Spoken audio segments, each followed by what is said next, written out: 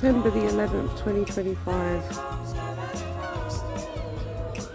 And there's a big sun in the sky. It feels really nice and warm. And this is very unusual. But I'll take it. So lovely.